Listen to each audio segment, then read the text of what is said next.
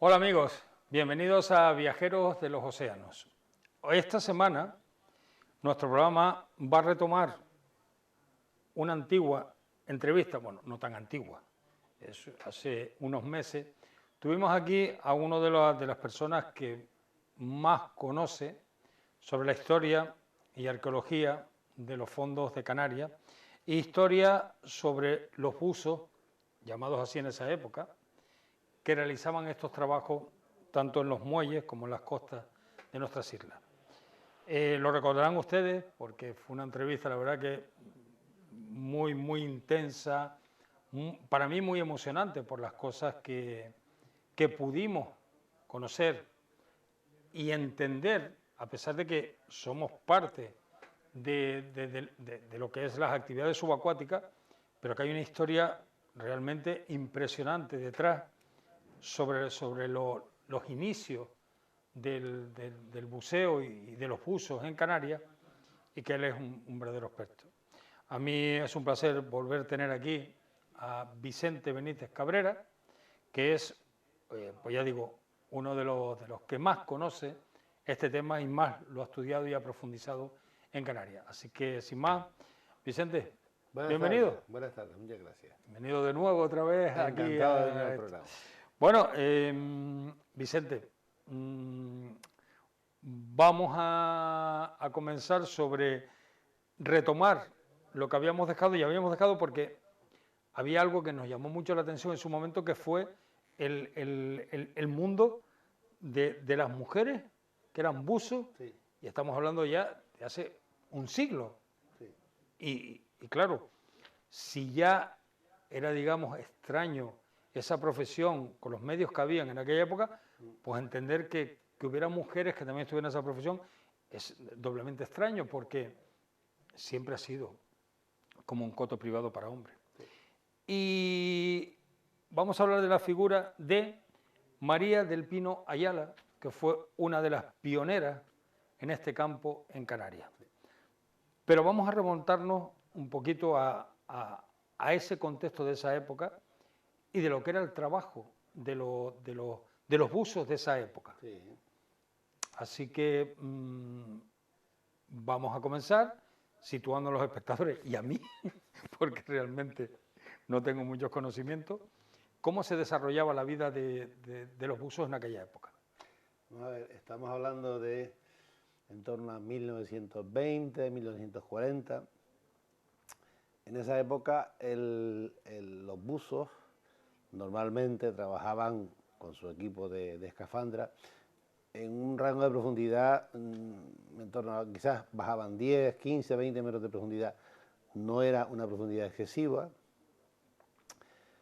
pero era un oficio que se aprendía en familia, es decir, se aprendía con los padres, con los tíos, con los primos, siempre dentro del entorno familiar, porque no existía otra vía de formación.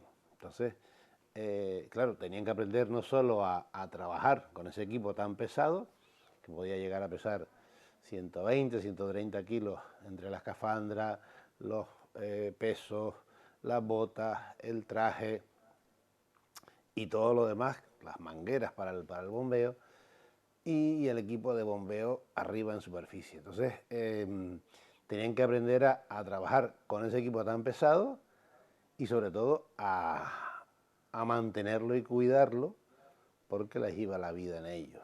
Es decir, a medida que van bajando el buzo, cuando lleva 10 metros, está sometido a una presión de 2 atmósferas. Es decir, ¿eso qué significa? Pues que hay que mantener el traje ligeramente hinchado con aire y mantener el suministro de aire constante a la presión que necesita el buzo. Si baja otros 10 metros, pues son ya 3 atmósferas y pues volvemos a contar lo mismo. Es decir, y después, a la hora de subir, ese gas, ese aire que tiene dentro del traje y dentro de su escafandra, tiene que liberarlo un poquito con unas válvulas que llevaba aquí en el casco, que las manejaba con su cabeza. Y tiene que ir subiendo y soltando ese aire. ¿Por qué? Porque si no, el aire se dilataría como un globo y saldría disparado para arriba. Vale, esa parte hasta cierto punto, bueno, una cuestión de probar en el agua, Sí, sí. pero no existían tablas de decompresión. No, no. Y tampoco se tenía conocimientos, creo, No. de cuánto tiempo podía estar a una profundidad, aunque se está hablando que la media eran 15-20 metros, bueno, pues ahí podías estar tranquilamente 1 o 2 horas que no... Pero que no se sabía el mecanismo fisiológico por el que el buceo se convertía en una actividad de riesgo, no se conocía. ¿Por qué? Porque sencillamente no se conocía que el aire tenía oxígeno y nitrógeno, y que el nitrógeno se acumulaba en la sangre, en los tejidos y sobre todo especialmente en los músculos y en la grasa del cuerpo. Entonces, no se conocían los mecanismos por los que se acumulaba y se iba liberando.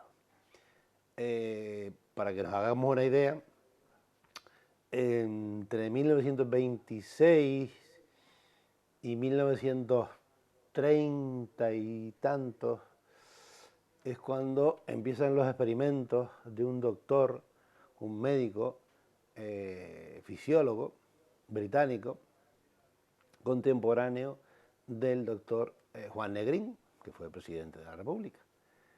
Ellos dos, de hecho, coinciden en Reino Unido cuando ya han pasado los años, llegan a coincidir y a hablar y a intercambiar cartas sobre ese asunto de los experimentos de la fisiología del nitrógeno en la sangre que estaba haciendo el doctor Haldane para determinar cómo funcionaba eso del nitrógeno en la sangre, por qué era un peligro y cuáles eran los tiempos máximos. Pero eso fueron experimentos que hizo mucho más tarde y completó mucho más tarde el doctor Haldane y pudo empezar a poner límites de tiempos en el fondo para cada profundidad. Entiendo que siendo así, tendría que haber, si no fallecimiento, sí muchas enfermedades de descompresión. Era muy, muy frecuente cuando se trataba de trabajos largos en obras submarinas o en operaciones de rescate complicadas. Si los buzos excedían el número de buceos consecutivos o los tiempos sometidos a presión hiperbárica y subían a superficie muy rápidamente, lo más probable era que sufrieran el mal de la descompresión. Entonces, eso les podía costar una parálisis en las piernas o algo mucho peor. O sea, la muerte por un ataque descompresivo es horrorosamente dolorosa y de hecho, bueno, creo que ya hay un caso así muy extremo de un buzo británico, David Tester, que en 1886, en una operación de salvamento y rescate de un buque hundido, volvió a Gran Canaria a por una caja de oro que no había aparecido y se pasó tanto que cuando regresó a superficie lo llevaron a tierra y esa noche murió del dolor y del daño tan fuerte que tenía con las burbujas del nitrógeno. Entonces, es un tema que lamentablemente se aprendía de una manera muy arriesgada. Normalmente, como digo, los buzos de escafandra aquí en Canarias, en los puertos, trabajaban en unos rangos de profundidad pequeños, pero eso no quita para que pudieran sufrir accidentes porque no conocían y no llevaban en ningún momento ningún instrumental para medir tiempos. Quienes controlaban los tiempos eran el equipo que tenía en superficie. ¿Cómo se organizaba la parte, digamos, en superficie? Porque claro, este material tendría que venir de algún sitio, que no era barato tampoco, que eran empresas con concesión para trabajar o eran, como dices tú, empresas familiares que compraban un equipo? Porque claro, el equipo no solo era el equipo de buceo, era también la bomba que tenía que dar aire, los operadores que tenían arriba. O sea, era trabajando como una pequeña familia, ¿no? Sí. Entonces, y en aquella época, con los medios que había, entiendo que era carísimo comprar un equipo de eso. Sí, eran equipos muy caros y yo creo que las primeras industrias que se desarrollan de equipos son británicos, que es la famosa y conocida Cibe Gorman, que todavía hoy en día sigue fabricando equipos. Después, mucho tiempo después, hubo incluso fábricas de equipos de buceo, de buzos, de bombeo, en España. Se desarrollaron pues, equipos completamente similares y de hecho, bueno, pues queda por ahí algún equipo. Evidentemente, en los años 30, que es cuando el escenario en España se complica muchísimo, eran las grandes compañías navieras o las grandes consignatarias las que podían tener esos equipos. ¿Por qué? Porque los habían importado desde Inglaterra. Bueno, pues con esos equipos es con lo que había que bien desarrollarlo de una manera familiar o bien de una manera empresarial. Digamos que podemos ver que es un poco así como los dos modelos que van a ir funcionando y coexistiendo hasta que, bueno, hasta que los tiempos cambian y ya el modelo de clan familiar, de saga, eso literalmente por la propia dinámica desaparece. Para el gran público, incluso para los que trabajamos en esto, específicamente, o sea, el trabajo de un buzo de esta época, hoy en día es igual, pero con otros medios, se utilizaba, por ejemplo, para la construcción de un muelle, exactamente qué hacía el buzo. El buzo tenía que, básicamente, comprobar las profundidades, las ondas, y que en tierra iba midiendo el topógrafo con su equipo, pues igual, exactamente igual que hacen hoy, pero eran unos medios completamente manuales, ¿no? Y entonces, bueno, pues en cada punto que se iban localizando, se iba ubicando distancias y profundidades y se iba midiendo la cantidad de superficie en el fondo que había que llenar con el lecho para enrasar lo que es la cimentación del propio muelle, dejarlo enrasado, como quien dice, llano, ¿sí? Y luego irle colocando los bloques, los prismas de piedra, o bien con otros sistemas constructivos, ir, como quien dice, construyendo el muelle, la obra marítima, de abajo hacia arriba, asegurando que cada bloque estaba colocado en su sitio, y ese es el trabajo que va haciendo el buzo lentamente, porque el buzo normalmente trabajaba solo, salvo que hubiera dos buzos en el agua para ir avanzando la obra marítima. Los muelles de la época del ingeniero León y Castillo, por ejemplo, que se construyeron en todas las islas, todas esas obras están hechas con ese sistema clásico. Cuando había que hacer un levantamiento topográfico de un obstáculo, por ejemplo, una baja, una pequeña montañita, una montaña rocosa que está en medio de una zona de navegación, pues hay que ir cartografiando el relieve de esa montaña submarina. ¿Y eso cómo se hacía? Pues con un topógrafo en tierra, un tío que está en un bote tomando sondas y un buzo que está controlando el levantamiento. Cada medio metro se va tomando una cota y otra cota y se va anotando y se va apuntando hasta que completas un relieve submarino, que es lo que te da un mapa de un obstáculo o de un peligro. Siempre he tenido una curiosidad y es, por ejemplo, los bloques de los prismas que se colocan, Sí. la unión entre ellos va, pues aquí colocas tú una tabica y pones otra, pones cemento y tal, y eso. No sé si te compete o lo sabes, ¿cómo se colocan esos prismas en el fondo? ¿Llevan algún tipo de unión? No, normalmente por fuera, lo que es los muros de cierre, eso van con bloques de piedra tallados.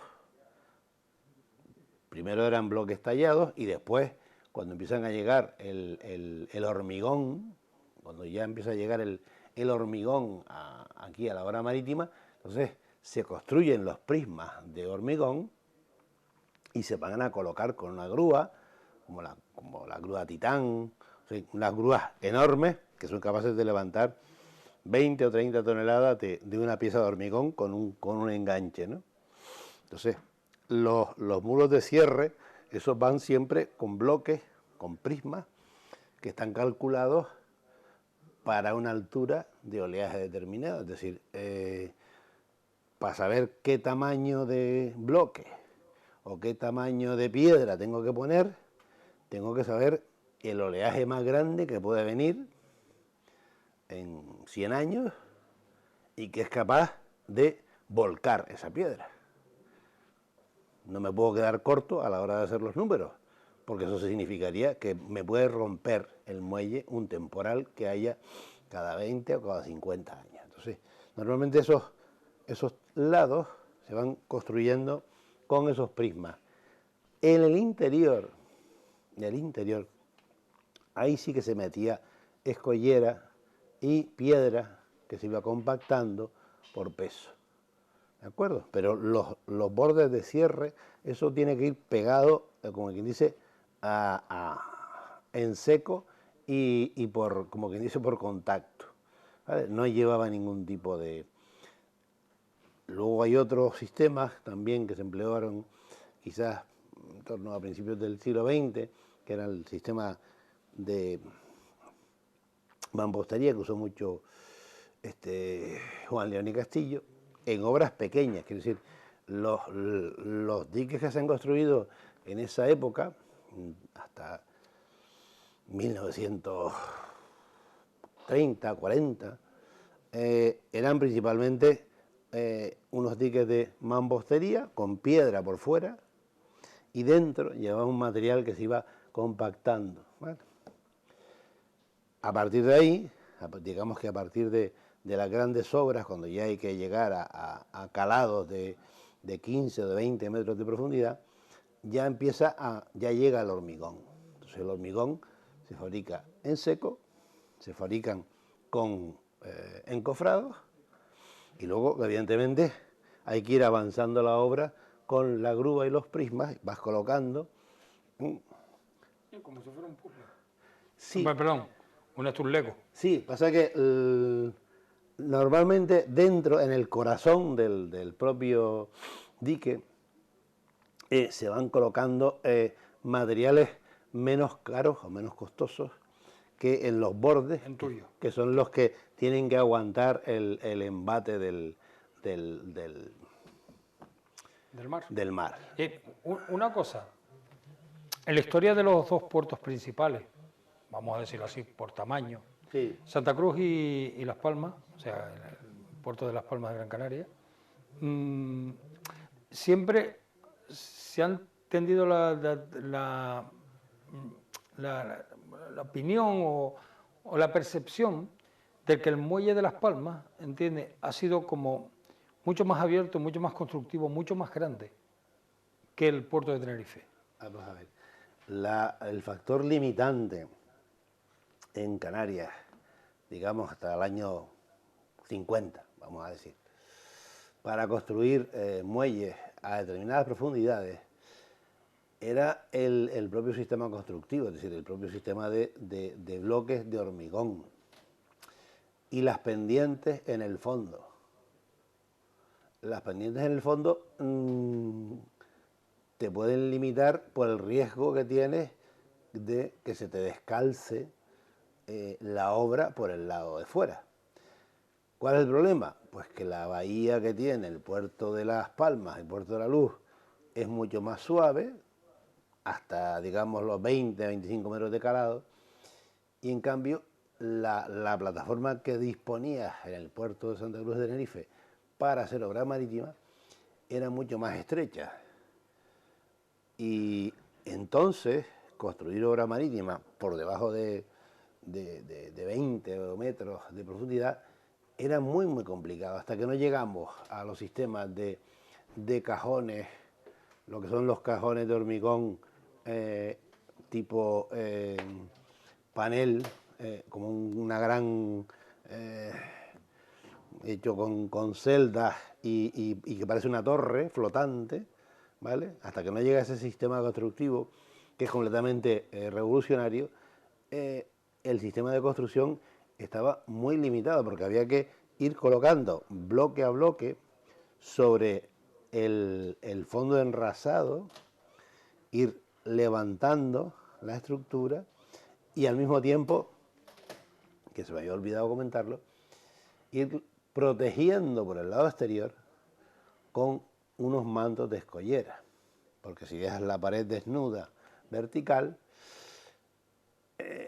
estás exponiéndolo al oleaje directamente y hay que ponerle una defensa, un manto protector de escollera que te amortigue los golpes de ese oleaje que normalmente hoy en día, con el conocimiento que se tiene, se sabe que, bueno, pues a lo mejor cada 29 años, por poner un ejemplo, puede aparecer un temporal muy singular que te puede romper una obra marítima, y eso es un desastre.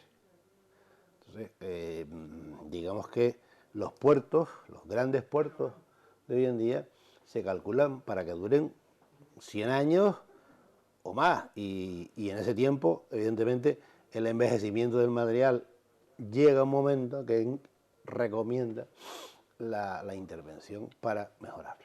Entonces, el hecho de que en Las Palmas se hayan construido más diques, más muelles, todo esto, es porque realmente tiene un calado mucho menor que el de aquí, porque el de aquí creo que la punta del muelle de aquí está como a 70 y pico metros, o una cosa así, más o menos. Es que el problema es básicamente la anchura de la plataforma que te permita construir un puerto, y todo tiene un límite, es decir, tú no puedes poner una obra marítima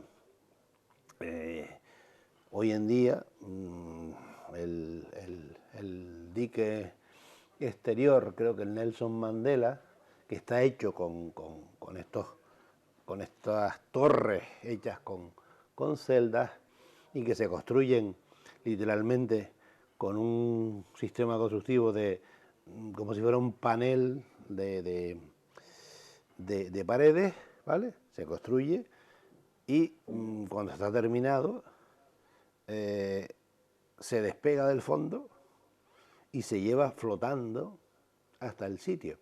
Cuando llegas al sitio, con los buzos de hoy en día, es cuando colocas con muchísimo cuidado el bloque y lo vas inundando de tal forma que se va hundiendo y se tiene que ir colocando bien y a la primera.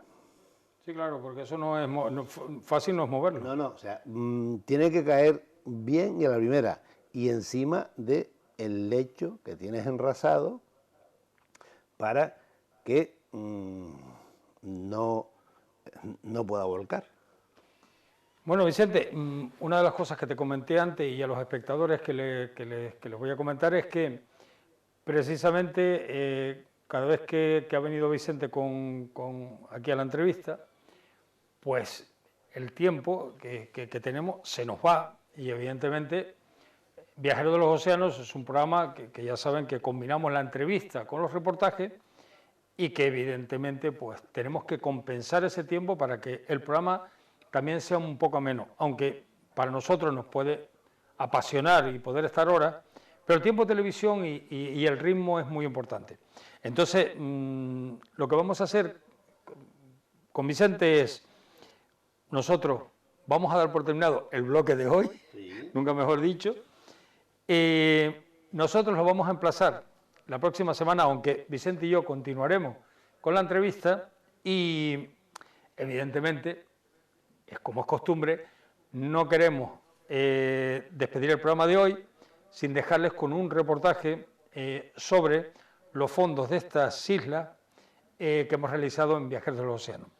Yo les emplazo la próxima semana para que continuar viendo, porque nos queda con Vicente mucho de qué hablar, y sobre todo, la próxima semana vamos a entrar directamente a conocer la profesión ya personal de los hombres y de las mujeres como buzos, en una profesión de hace un siglo muy arriesgada, y que la verdad que cierto punto, a lo mejor era el desconocimiento, pero hay que tener mucho valor para hacer lo que hacía esta gente. Por mi parte, les dejo con el reportaje, lo emplazo la próxima semana para continuar esta entrevista, creo que es súper interesante, sobre el tema de los buzos y la historia de los muelles y los puertos de Canarias. Hasta la semana que viene. Nuestra siguiente inmersión se sitúa en el municipio de El Rosario.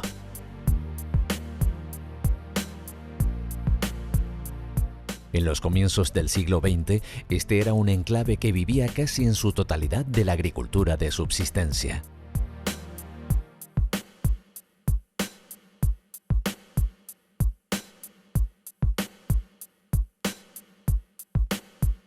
Uno de los puntos más emblemáticos de esta zona es el Bosque del Adelantado, el único reducto de laurisilva ubicado dentro de un casco urbano existente en Canarias. Tiene una extensión de 25.397 metros cuadrados y alcanza una altitud de entre 850 y 875 metros sobre el nivel del mar. Su nombre se debe al adelantado Alonso Fernández de Lugo, que huía de la batalla de Acentejo rumbo a Añasa. Debido a su ubicación, este rincón sobrevivió a la explotación maderera y a la actividad ganadera que vivió el término municipal del Rosario tras la conquista de las islas.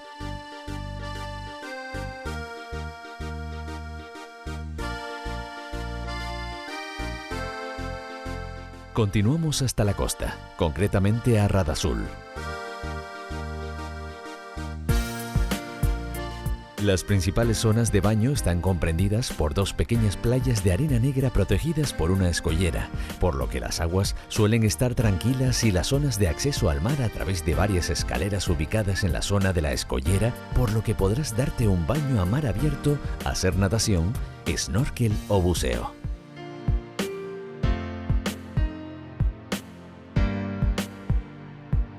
Con todos estos servicios, la facilidad para acceder al agua y sobre todo al ser una zona protegida, nos permite el baño y las inmersiones todo el año.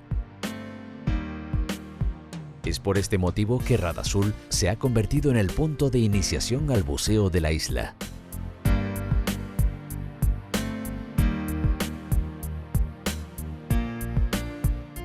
Hoy comenzaremos nuestras inmersiones en la denominada Cueva de los Camarones, situada justo delante de la escollera del puerto deportivo, la cual desciende hasta unos 40 metros de profundidad.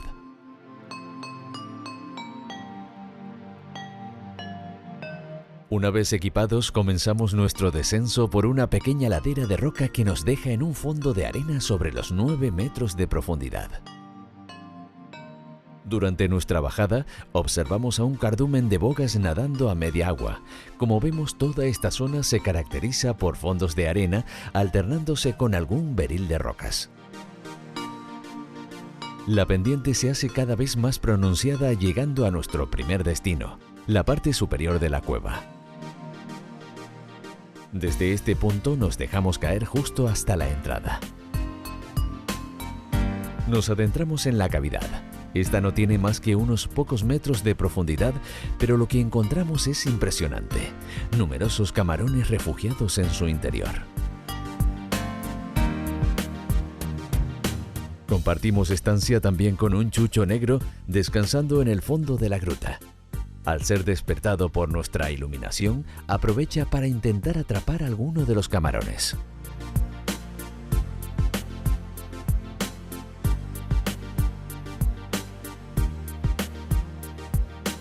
Nuestro tiempo de permanencia a esta profundidad es muy limitado, por lo que debemos comenzar nuestro ascenso por una pendiente hasta la cruz. Justo en una repisa cerca de la cueva encontramos a un seriantario. Su hábitat se sitúa en fondos rocosos con arena, protegidas por fuertes corrientes y aguas ricas en plancton.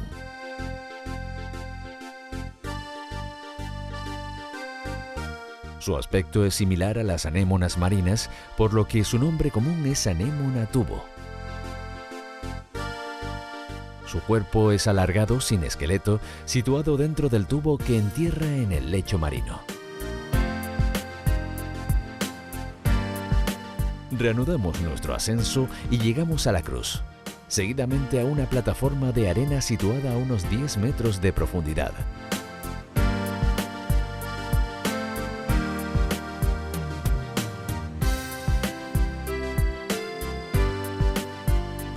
Aquí podemos observar a un gran número de especies como las anémonas telmatactis. Las podemos encontrar en profundidades entre 1 hasta los 60 metros. En Canarias, esta especie presenta más de 30 patrones de colores diferentes.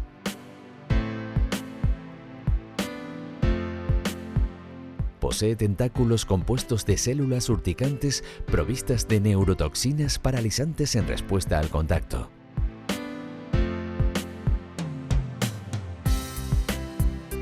No son peligrosas para el hombre, aunque no se recomienda su contacto, ya que nos producirían una fuerte irritación en la piel.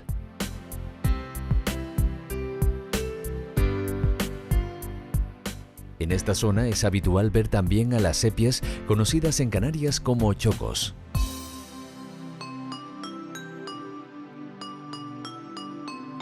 La longitud de los ejemplares canarios suele ser entre 20 y 40 centímetros, aunque pueden alcanzar una talla máxima de 60 centímetros.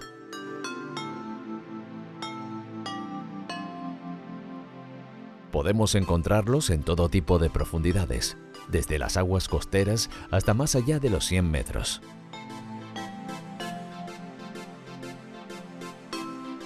Se alimenta de gambas, cangrejos y pequeños peces.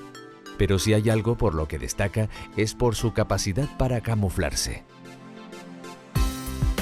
Equipado con cromatóforos en su piel, unos sacos de pigmento rojo, amarillo o marrón que activan a voluntad de su cerebro, consiguen cambiar el color de su cuerpo.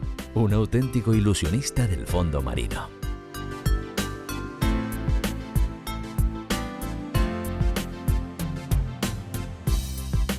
A unos metros de nuestro choco nos encontramos con un pequeño pulpo. Es uno de los animales más inteligentes de los océanos. Los 8 brazos de los pulpos cuentan con ventosas pegajosas que convergen en el pequeño cuerpo del animal. En la cabeza se alojan los ojos, muy desarrollados, el cerebro y 3 corazones.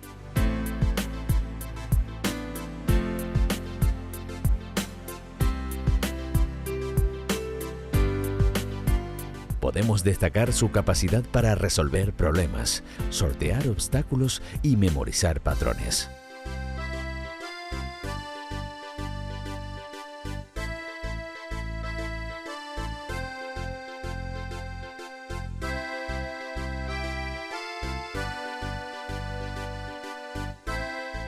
Esta zona alberga también especies de pequeño tamaño como los nudibranquios.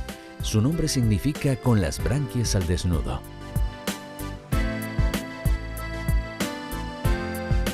Son muy tóxicos y llama la atención sus espectaculares coloraciones.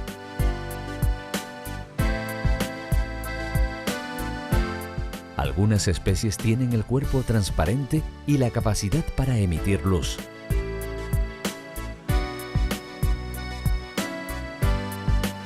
Las especies más grandes pueden alcanzar los 40 centímetros.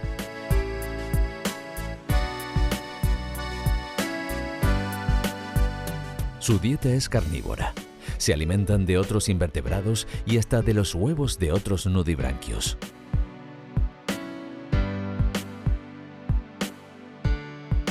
Otro de los habituales de estos fondos son los simpáticos cangrejos araña.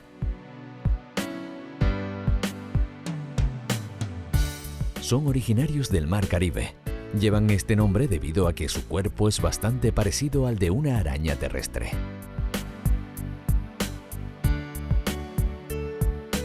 A diferencia de otro tipo de cangrejos, el cangrejo araña no muda, por lo que si alguno de sus miembros es amputado, no se regenerará. Son completamente inofensivos para el submarinista.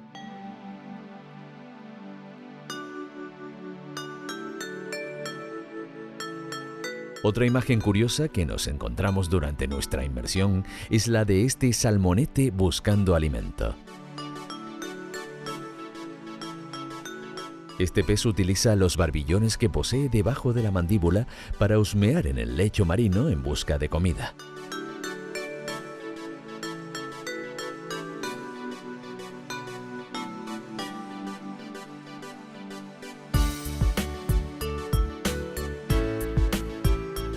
Ahora les vamos a mostrar uno de los animales que, aunque parezca increíble, también lo podemos ver en esta inmersión. Nos referimos al caballito de mar.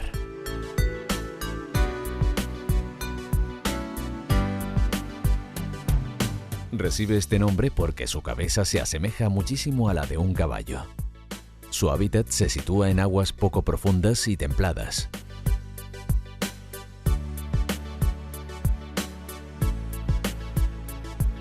Es una de las especies más extrañas. Pese a ser un pez, carece de escamas y nada en posición vertical gracias a una aleta que tiene en la parte de atrás de su cuerpo.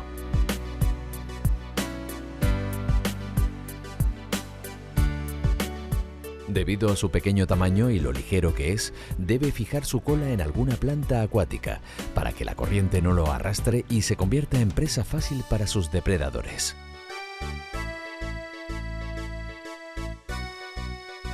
El macho es el único animal del mundo que puede quedarse embarazado. La hembra se encarga de poner los huevos en la bolsa que el macho tiene en el abdomen.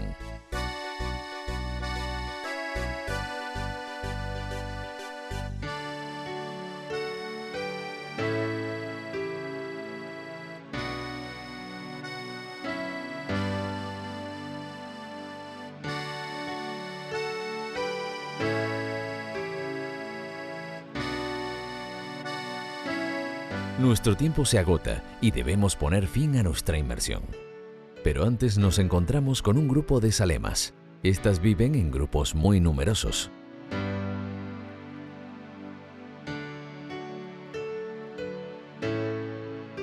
Nos acompañan hasta el comienzo de la escalera al regresar a la superficie.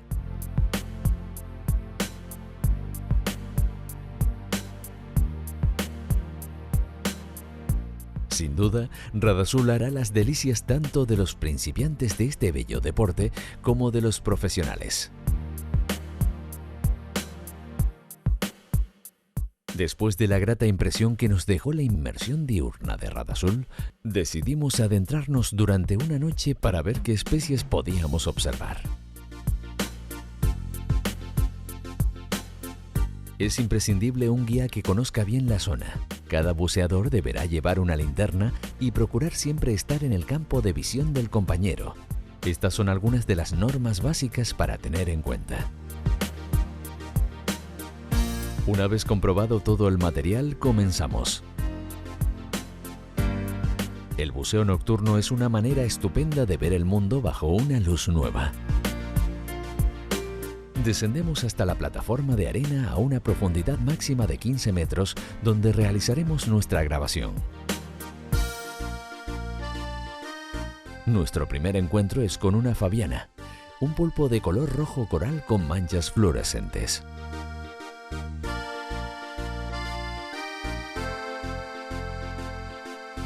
En Canarias se le conoce también como paviana o pulpa, y es menos frecuente que el pulpo común.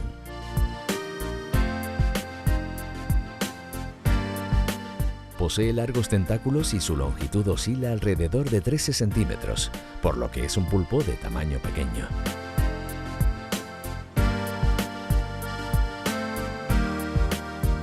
Vive en zonas rocosas, en cavidades y también en praderas de Posidonia.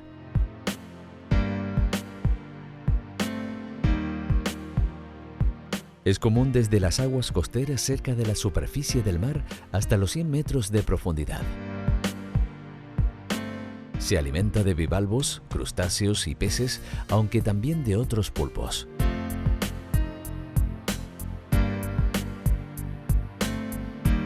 Es un animal que rehúye a los bañistas y ante focos busca refugio entre las rocas.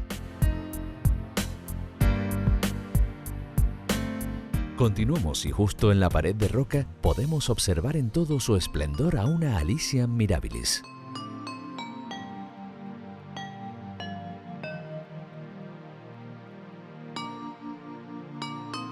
Son anémonas solitarias retraídas durante el día y con una columna recubierta de vesículas urticantes distintivas.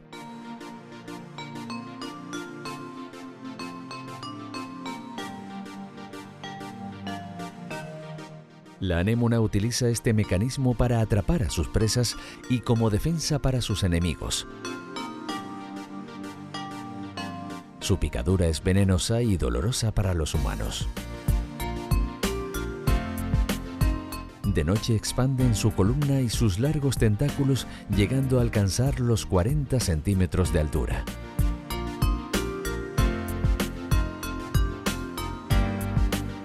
Poderla grabar con los tentáculos extendidos en la corriente es todo un espectáculo visual.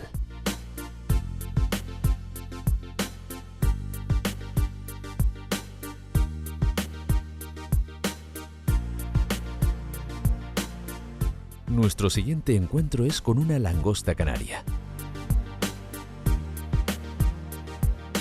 Habituales en fondos rocosos y mixtos, su franja de profundidad se sitúa entre los 5 y los 25 metros.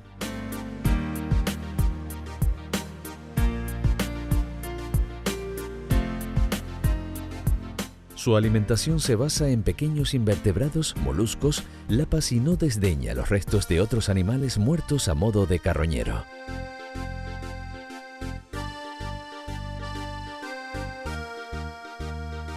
A diferencia de la mayoría de las langostas, presenta unas antenas en forma de aspa y no tiene pinzas, las cuales son sustituidas por unas fuertes uñas al final de sus patas.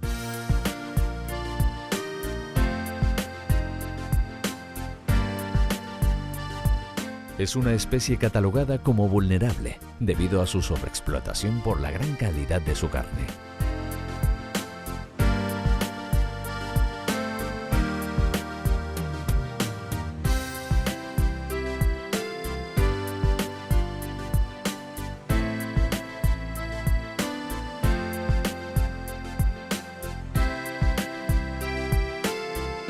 Estamos llegando al final y casi suspendido en un lateral de una roca encontramos a un gusano tubular.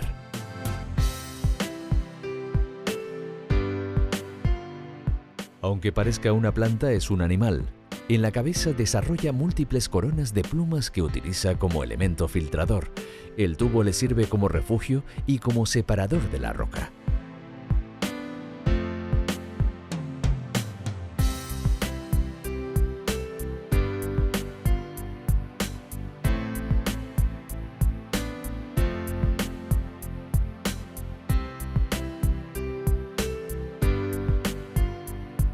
Otro de los peces más frecuentes y emblemáticos de las islas que encontramos en esta inmersión es la vieja canaria.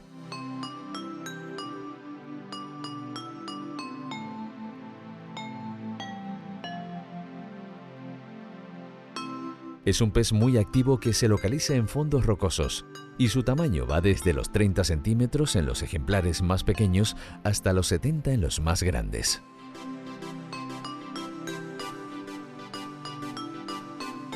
Al contrario de lo habitual, la hembra es la que luce un colorido más espectacular que los machos, que son de un color parduzco.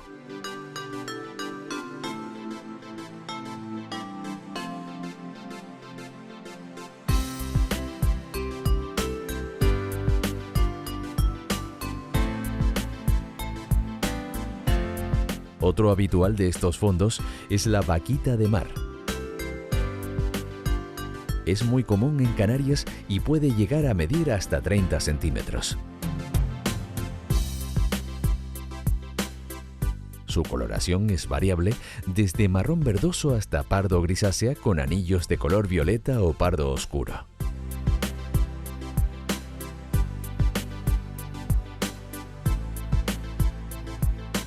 Cuando ésta es molestada, segrega una sustancia violácea para repeler a los depredadores y puede irritar la piel.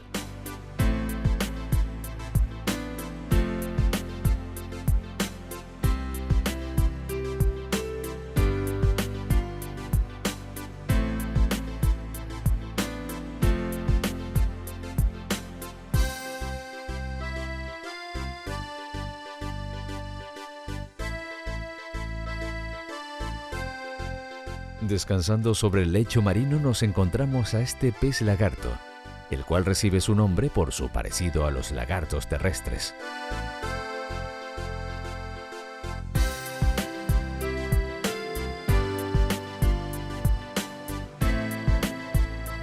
Tiene la habilidad de camuflarse en el fondo y pasar desapercibido para acechar a sus presas.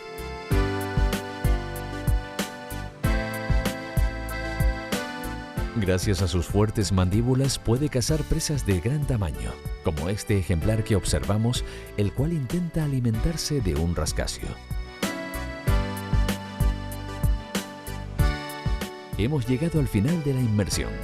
Desde nuestro programa queremos recomendarles que si visitan Tenerife, procuren darse una escapada y disfrutar del pecio de Tabaiba, un icono para los amantes del submarinismo de la isla que visitaremos en nuestro siguiente capítulo.